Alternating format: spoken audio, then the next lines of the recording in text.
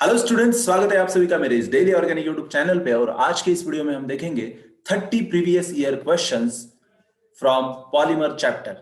तो ये बहुत ही इंपॉर्टेंट थ्योरेटिकल चैप्टर है जिसके ऊपर काफी बार आपको क्वेश्चंस दिखाई देंगे कि अलग अलग एग्जामिनेशन में पूछे गए हैं। और इस सीरीज ऑफ 30 क्वेश्चंस डिस्कस करते समय मैं ऐसे कुछ आपको चार्ट्स दूंगा जो आपके क्वेश्चंस को आसानी से सॉल्व करने में बहुत ज्यादा हेल्प करेंगे। तो आप एक नोटबुक और पेन लेके बैठिए ताकि आपको चार्ट्स कॉपी करके लेना है जो आपको बहुत ज्यादा हेल्प करेंगे। तो चलिए शुरू करते हैं। सबसे पहले नीट 2020 का क्वेश्चन है। 2016 में भी ये पूछा गया था, मणिपाल 2013 में भी ये सेम क्वेश्चन पूछा गया था। विच of the following is a natural polymer? सबसे पहले आपको पता होना चाहिए कि नेचुरल पॉलीमर कौन सा है, सिंथेटिक पॉलीमर कौन सा है, सेमी सिंथेटिक पॉलीमर कौन सा है, बायोडिग्रेडेबल पॉलीमर कौन सा है, नॉन डिग्रेडेबल पॉलीमर्स कौन से हैं। तो ये लिस्ट सबसे पहले आपके पास होना बहुत जरूरी है। तो प्लीज ये लिस्ट को कॉपी कर लीजिए। आपके वीडियो को पॉज करिए, लिस्ट पूरा कॉपी करिए, ये बहुत इंपॉर्टेंट है। मैंने सब जितने भी सोर्सेस हमारे नीट और जेईई के लिए होते हैं उन सब सोर्सेस से जितने भी एग्जांपल्स मुझे मिल सकते हैं वो सब मैंने एक जगह पे किया ताकि आपका टाइम बच पाएगा। आपको ये चार्ट बहुत हेल्प करेगा। जहां पे भी आपको natural, semi synthetic, synthetic, biodegradable, non degradable के बारे में क्वेश्चन आएगा, ये चार्ट आपको बहुत हेल्प करेगा। इसलिए इस चार्ट को अच्छे से याद भी कर सकते हैं। धीरे धीरे क्वेश्चन सॉल्व करते करते आपको ये याद हो भी जाएगा। तो ये आपने जरूर कॉपी कर लिया होगा। हम चलते हैं आगे। जैसे यहां पे आप अगर देखेंगे तो नेचुरल में starch, cellulose, protein, natural rubber, jute, silk, wool, cotton, linen, flax, ये सब है। तो अभी ये जो क्वेश्चन था इसके अंदर ऑप्शंस तो कुछ अलग है। तो उन ऑप्शंस में एक ऑप्शन है जो है सिस सिस पॉलीआइसोप्रीन यूनिट। पॉलीआइसोप्रीन यूनिट जो होता है, सिस पॉलीआइसोप्रीन यूनिट, वो होता है 2 मिथाइल 1,3 ब्यूटाडाइन। ओके, जैसे कि अगर आप ऑप्शंस ऑब्जर्व करेंगे तो यहाँ पे सिस 1,4 पॉलीआइसोप्रीन यूनिट है। इसका अगर आईयूपीएसी नाम अगर देखेंगे तो 2 मिथाइल 1,3 ब्यूटाडाइन आएगा जो एक्चुअली नेचुरल रबर है, जो एक्चुअली नेचुरल रबर है। So by this list you will understand कि नेचुरल रबर क्या है। सिस पॉलीबन 1,4 पॉलीआइसोप्रीन यूनिट। यहां पे अगर ट्रांस आ गया, ट्रांस 1,4 पॉलीआइसोप्रीन यूनिट, तो ये गट्टा पर्चा होता है। दिस इज गट्टा पर्चा। इसलिए यहां पे अलर्ट रहना है आपको। Cis unit is a natural rubber, natural polymer. Okay, so now we are moving. So option B is the correct answer for this question. Now अगर इसके बारे में भी अगर देखेंगे हम तो ये है PBAN पॉलीमर जो सिंथेटिक है। ये है बुनायस 1,3 ब्यूटाडाइन एंड स्टाइरिन बुनायस। और ये जो दिखाई दे रहा है आपको ये है पॉलीब्यूटाडाइन पॉलीमर। ओके, तो ये सब तीनों भी सिंथेटिक है। तो question number 2, biodegradable polymer is a. अब भी हम देख रहे थे बायोडिग्रेडेबल पॉलीमर का लिस्ट आपके सामने लिस्ट होगा, मैं ऐसी आशा करता हूं। बायोडिग्रेडेबल पॉलीमर में nylon 2 nylon 6 is the answer. Nylon 2 means इसके अंदर 2 कार्बन और 6 कार्बन वाले 2 पॉलीमर, एक मोनोमर यूनिट एक जगह पे आने वाले हैं। तो ये 2 कार्बन वाला जो है वो है ग्लाइसिन, ये है ग्लाइसिन, और ये है अमाइनो कैप्रोइक एसिड। क्या बोला मैंने? Amino caproic acid. ये 2 यूनिट जब एक जगह पे आते हैं और ऐसे many units when come together then forms poly nylon 2 nylon 6। ऐसा ये बायोडिग्रेडेबल पॉलीमर। ये nylon 6 that is alpha amino caproic acid, इसके बुनायस दैट इज 1,3 ब्यूटाडाइन और स्टाइरिन जब एक जगह पे आते हैं तब बुनायस बनता है। नाइलॉन 6 में एडिपिक एसिड और हेक्सामेथिलीन डायमाइन, दोनों भी 6 कार्बन वाले 2 कंपाउंड होते हैं, इसलिए नाइलॉन 6 2019 का ये क्वेश्चन है। Option A is the correct answer for this question. Now we are moving towards next. The polymer that is used as a substitute for wool in the making commercial fiber is. बहुत ही अच्छा सुंदर question है। Commercial fibre बनाने के लिए कौन सा उल के जैसा फीलिंग देने के लिए कमर्शियल उल बनाया जाता है? ओके, तो ये आर्टिफिशियल उल जो बनाने के लिए क्या कौन सा फाइबर यूज करते हैं? तो सब्स्टिट्यूट यूज कर रहे हैं हम उल के लिए। सो मेलामाइन, नाइलॉन 6 पॉलीएक्रिलोनाइट्राइल, गुना यस। इसमें से इसका आंसर है पॉलीएक्रिलोनाइट्राइल। ये जो पॉलीएक्रिलोनाइट्राइल है इसको हम पैन कहते हैं, इसी को हम अरलॉन कहते हैं, इसी को हम एक्रिलान कहते हैं। तो ये एक एडिशन पॉलीमर है, ये एक एडिशन पॉलीमर है जो एक होमो पॉलीमर है क्योंकि इसका पॉलीएक्रिलोनाइट्राइल इसका विनाइल साइनाइड का यूनिट, रिपीटेड यूनिट जब एक जगह पे आता है तो पॉलीएक्रिलनाइट्राइल बनता है, इसीलिए इसको होमोपॉलीमर भी हम बोल सकते हैं। ये आगे हम भी ये भी लिस्ट देखेंगे कि एडिशन कंडेंसेशन कौन से होते हैं। तो option C is the correct answer for this question. Next, match the following. Buna S के अंदर ये यस जो है वो स्टाइरिन है। इथिलीन ग्लाइकॉल के साथ आप टेरेप्थैलिक एसिड जब रिएक्ट करते हो तो टेरिलीन बनता है। तो दिस इज द ये परफेक्ट मैच है, सामने ही मैच है। Elastomer, chloroprene is elastomer, that's why P1 का P, 2 का Q और 3 का R। So A is the correct answer for this question. AIIMS 2019 का एक क्वेश्चन है। Question number 5, arrange the following polymer in increasing order of their intermolecular forces. अगर intermolecular forces के बारे में बात करेंगे तो सबसे ज्यादा intermolecular forces of attraction fibre के अंदर होता है। ओके, उसके बाद प्लास्टिक के अंदर होता है, उसके बाद इलास्टोमर के अंदर होता है। अगर अभी नीचे दिए हुए एग्जाम्पल को हम अगर कंपेयर करके देखते हैं तो नियोप्रीन एक इलास्टोमर है। ओके, नियोप्रीन को हम इधर डाल देते हैं, नियोप्रीन। बुनायस, यहां पे बुनायस दिख रहा है, वो भी एक इलास्टोमर है। ओके, बुनायस इलास्टोमर है। अभी यहाँ पे नाइलॉन 6 जो दिख रहा है आपको, ये है फाइबर। तो नाइलॉन 6 इज अ फाइबर। अभी पॉलीथीन जो है ये है प्लास्टिक, है ना, पॉलीथीन का बैग लेके घूमते हैं आप, है ना। तो ये है प्लास्टिक, दैट इज पॉलीथीन। तो इसका मतलब सबसे ज्यादा इंटरमॉलिक्यूलर फोर्सेस नाइलॉन 6 में आ गया, उसके बाद पॉलीथीन में आ गया, उसके बाद ये बुनायस और नियोप्रीन के अंदर अगर आप कंपेयर करेंगे तो आपको पता चलेगा बुनायस, ये आप सिलेबस में सीखते हैं कि बुनायस क्या है, इसका सबसे ज्यादा है, जस्ट नियोप्रीन से भी ज्यादा है इंटरमॉलिक्यूलर फोर्सेस, नियोप्रीन से भी ज्यादा है क्योंकि इसके अंदर बॉन्डिंग स्ट्रांग होती है। तो सबसे ज्यादा कौन हो गया, नाइलॉन 6। ऑप्शन कौन सा दिखाई दे रहा है आपको यहाँ पे, सबसे ज्यादा नाइलॉन 6 वाला आप देख सकते हैं, बी ऑप्शन में नाइलॉन 6 सबसे ज्यादा, उसके बाद पॉलीथीन, उसके बाद बुनायस, उसके बाद neoprene. So B is the correct answer for this question. Now we are moving towards next. इसका मतलब यहाँ पे इंटरमॉलिक्यूलर फोर्सेस के हिसाब से आपने क्लासिफिकेशन करके देखा। नेक्स्ट 2018 का ये क्वेश्चन है, जो 6 क्वेश्चन है रिगार्डिंग क्रॉस लिंक्ड और network polymer, which of the following statement is incorrect. Cross link network polymer जो होते हैं वो एग्जांपल बेकेलाइट बराबर है, मेलामाइन बराबर है। नेक्स्ट, वो बायफंक्शनल ट्राइफंक्शनल होते हैं, बराबर है एकदम। आप बेकेलाइट का स्ट्रक्चर देखिए, उसमें फिनॉल फॉर्मल्डिहाइड स्ट्रक्चर होता है, फिनॉल फॉर्मल्डिहाइड जो जिनके कॉम्बिनेशन से बनता है उसके अंदर क्रॉस लिंकिंग होती है, तो ट्राई और बायफंक्शनल होते हैं, इसलिए तो बन रहा है। They contain strong covalent bond, exactly उनके अंदर स्ट्रॉन्ग वेरियस लीनियर पॉलीमर बनाते हैं, बराबर है। वो अलग अलग लीनियर पॉलीमर बनाते हैं, वो भी सही है। They contain strong covalent bond in their polymer chain, नहीं नहीं नहीं, पॉलीमर चेन के अंदर ये ऐसे कोवेलेंट बॉन्ड नहीं होता है, उन दोनों के इन बिटवीन बनता है। Okay, strong covalent bond between various linear polymer, this is correct. Okay, so D is the incorrect statement here. So D is the answer for this question. Now next, which of the following set contains only addition polymer? अभी आपके पास addition और condensation polymer का list होना चाहिए। सबसे पहले तो ये इथिलीन मॉलिक्यूल्स जब एक जगह पे आते हैं तो पॉलीइथिलीन बनता है, प्रोपिलीन मॉलिक्यूल एक जगह पे आता है तो पॉलीमिथिलीन बनता है। लेकिन टेरिलीन के बारे में बात करोगे तो टेरिलीन मैं बताऊं आपको, टेरेप्थैलिक एसिड एंड ग्लाइकॉल से बनता है, इसका मतलब एक कोपॉलीमर है। तो इसका मतलब ये एडिशन पॉलीमर नहीं होगा, ये दोनों के कॉम्बिनेशन से बना है, तो इसमें से कुछ लॉस भी हो गया होगा, नहीं loss, yes only addition polymer का है। Yes, this is condensation polymer, इसमें से लॉस ऑफ मॉलिक्यूल होता है, जिसमें से भी लॉस ऑफ मॉलिक्यूल होता है वो कंडेंसेशन मॉलिक्यूल होता है। तो पॉलीथीन, पीवीसी और टेफ्लॉन, यस ये सब जो है ये एडिशन पॉलीमर है, क्योंकि यहाँ पे जो मोनोमेरिक यूनिट्स है वो एक दूसरे को कंबाइन होके कुछ भी लॉस नहीं होता है। इथिलीन इथिलीन इथिलीन ज्वाइन होकर पॉलीइथिलीन, विनाइल क्लोराइड को विनाइल क्लोराइड ज्वाइन होकर पॉलीविनाइल क्लोराइड, टेट्राफ्लोरोइथेन को कनेक्ट होकर टेट्राफ्लॉन। तो B is the correct answer. इसका लिस्ट आपको मैं यहाँ पे देता हूं, एडिशन और कंडेंसेशन पॉलीमरेशन, ये लिख लीजिए, इससे सब क्वेश्चन सॉल्व होंगे, कोई भी एग्जांपल यहाँ पे स्किप नहीं हुआ है, अच्छे से कॉपी कर लीजिए इसको। ओके, तो चलते हैं नेक्स्ट क्वेश्चन को। Question number 7, which one of the following set of, यही हमारा वही क्वेश्चन था, इसका बी आंसर है। वो लिस्ट देखने के बाद इस क्वेश्चन को सॉल्व कर सकते हैं। Next, polymer formation of from monomer starts by, polymer formation from monomer starts by, देखिए मोनोमर से में क्या होता है तब पॉलीमर बनता है, एक तो एडिशन होना चाहिए नहीं तो कंडेंसेशन होना चाहिए। यहाँ पे कंडेंसेशन हुआ है, सही है। कोऑर्डिनेशन नहीं है। Conversion of one monomer into another monomer नहीं। Hydrolysis of monomer, so A is the correct answer, where condensation होके मोनोमर्स का एडिशन पॉलीमर बन सकता है। Which of the following fibre is made of polyamide. अगर आप बात करते हैं 9th क्वेश्चन में, डैक्रॉन जो है ये पॉलीस्टर है। Dacron is a polyester.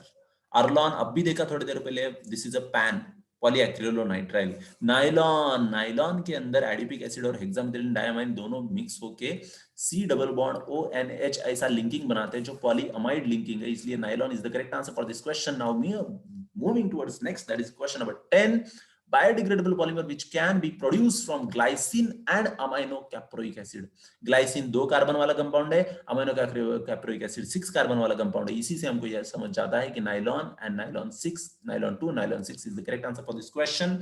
इसके अंदर ये जो है PHBB क्या है? पॉलीहाइड्रोक्सी ब्यूटेरेट हाइड्रोक्सी वैलेरेट नाम का एक पॉलीमर है। ये बुनायन दैट इज 1,3-ब्यूटाडाइन एंड एक्रिलोनाइट्राइल, ये नाइलॉन 6 अभी हमने देखा adipic acid and hexamethylene diamine. तो A is the correct answer for this question. Now moving towards next, that is question number 11. Which one of the following structure represents nylon 6,6? देखिए हमको पता है nylon 6,6 में है adipic acid and hexamethylene diamine. तो यहाँ पे है हेक्सामेथिलीन डायमाइन और यहाँ पे है एडिपिक एसिड, है ना। आपको मैंने एक बार दिया था ना OMS गैप, ऐसा एक शॉर्ट फॉर्म दिया था, oxalic acid, malonic acid, succinic acid, glutamic acid and this is adipic acid. इसका मतलब 0 सॉरी वहां बराबर 1 2 3 4 जिसमें 4 CH2 होते हैं, देख रहे हो यहाँ पे 4 CH2 तो ये एडिपिक एसिड हो गया। यस, ये ट्रिक मैंने आपको IUPAC नोमेनक्लेचर के प्रीवियस ईयर क्वेश्चंस में दिया था, राइट। सो नेक्स्ट आगे चलते हैं। सो D is the correct answer here. Next question number 12, which one of the following is an example of thermosetting polymer. देखिए थर्मोसेटिंग और थर्मोप्लास्टिक पॉलीमर्स कौन से होते हैं ये आपको अच्छे से पता होना चाहिए। इसका भी लिस्ट हम बनाएंगे, ये लिस्ट आपको याद रखना है अच्छे से। सो यहाँ पे ये जो पॉलीमर है, ये डी ऑप्शन में ये है phenol formaldehyde polymer. Phenol formaldehyde polymer जो है ये लीनियर पॉलीमर है और it is a thermosetting polymer. It forms a novolac, novolac से क्या बनता है? बेकेलाइट बनता है। So D is the correct answer for this question.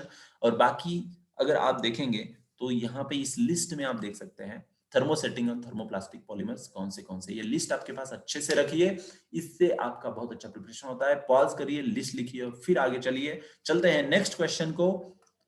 Identify from the following the monomer which undergoes condensation polymer. कौन सा है जो कंडेंसेशन पॉलीमर में जाता है? ये देखो कौन है, 1,3-ब्यूटाडाइन है। ये 1,3-ब्यूटाडाइन का एक कंटिन्यूअस चेन चलता रहेगा तो पॉलीमर बन जाएगा, इसके साथ कोई कंडेंसेशन नहीं करेगा। ये एडिशन करता है स्टाइरिन के साथ, वो भी अलग बात है, ये एडिशन पॉलीमर बनाएगा। लेकिन ये जो है ना यहाँ पे नंबर 2 पे, ये कौन है? टेरेप्थेलिक एसिड है। टेरेप्थेलिक एसिड अगर ग्लाइकॉल के साथ रिएक्शन करेगा ना तो टेरेलिन बनाएगा, लेकिन इसमें से वाटर लॉस होगा, तो इसका मतलब ये कौन है? ये कंडेंसेशन पॉलीमर है। Next vinyl chloride. Vinyl chloride ये PVC बनाता है, ये एडिशन पॉलीमर है। Next addition polymer, condensation polymer का लिस्ट आपके पास है, don't get confuse, okay. Always refer the list. जब तक आपका प्रैक्टिस अच्छा नहीं होता है तब तक आप लिस्ट रेफर करते रहिए, ओके। टेट्राफ्लोरोइथेन ये कौन है? टेफ्लॉन है। Teflon is again addition polymer. ये कौन है? Alpha amino capric acid, caproic acid से ये बना हुआ है, तो इसका मतलब ये कैप्रोलैक्टम है। कैप्रोलैक्टम नाइलॉन 6 बनाता है, राइट। तो ये कंडेंसेशन पॉलीमर हो गया। तो 2 और 4 कंडेंसेशन पॉलीमर। यहाँ पे आगे फिर से और एक है, ओके, ये भी है, तो ये भी एडिशन पॉलीमर बनाएगा। क्यों? तो सिर्फ डबल बॉन्ड टूटेगा इधर इधर और कंटिन्यूअस लिंकिंग होते जाएगी, तो इसका मतलब ये पॉलीप्रोपिलीन बनाएगा। इसका मतलब 2 और 4 कहां पे? ऑप्शन है D. Option D is the correct answer for this question. Now we are moving towards next, that is which one of the following is an example of biodegradable polyester. ऐसा कौन सा कंपाउंड है जो biodegradable पॉलीईस्टर है? इसमें से देखिए PHBV, पॉलीहाइड्रोक्सीब्यूटेरेट को बीटा हाइड्रोक्सी वैलेरेट, ये बायोडिग्रेडेबल पॉलीमर है। ये आपको मैंने ऑलरेडी लिस्ट दिया है, उसके अंदर आप देख सकते हैं।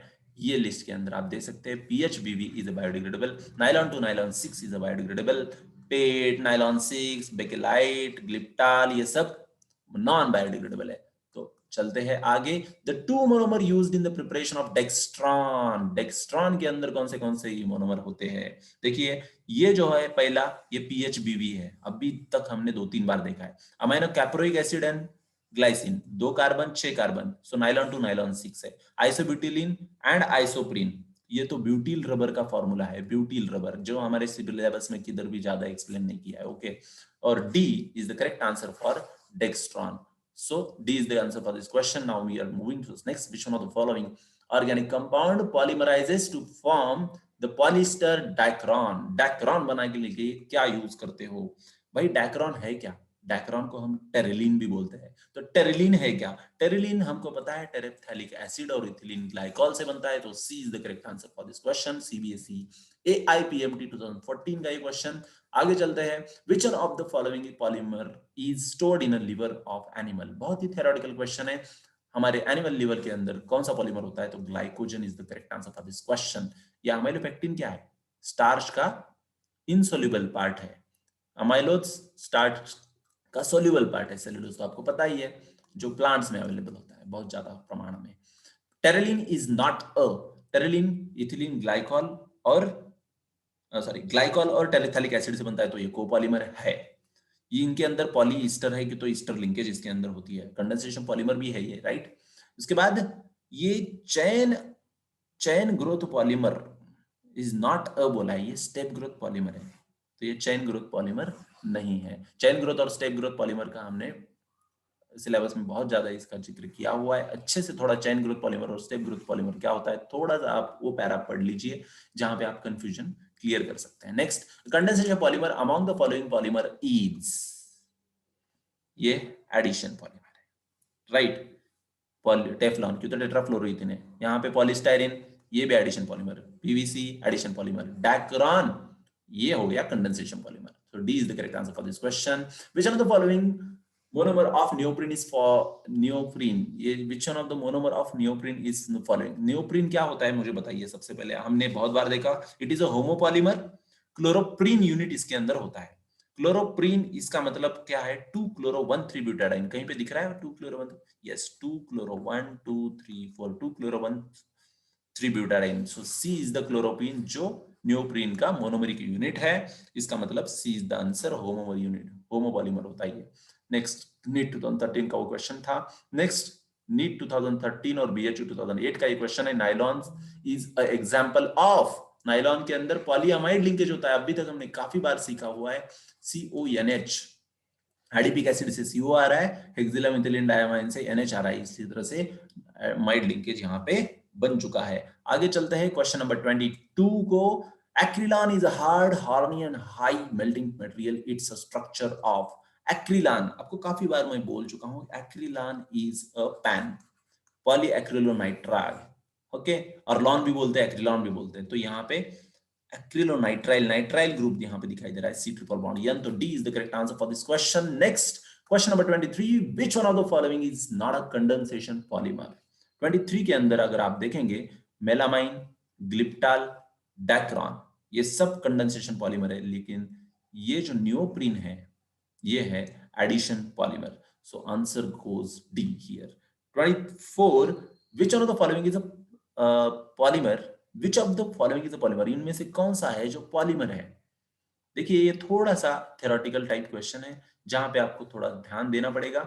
मैं आपको अगर बताऊं तो यहाँ पे कार्बोवैक्स, ये जो है ना, ये है पॉलीमर, बाकी सब पॉलीमर नहीं है। ये कार्बोवैक्स जो होता है ना, इथिलीन ऑक्साइड, इथिलीन ऑक्साइड का पॉलीमर है। किसका? इथिलीन ऑक्साइड का ये पॉलीमर है। Please note down this is extra information, okay. Next, which one of the following set forms the biodegradable polymer? अभी आपको बायोडिग्रेडेबल पॉलीमर का लिस्ट आपके पास दिया हुआ है, ओके।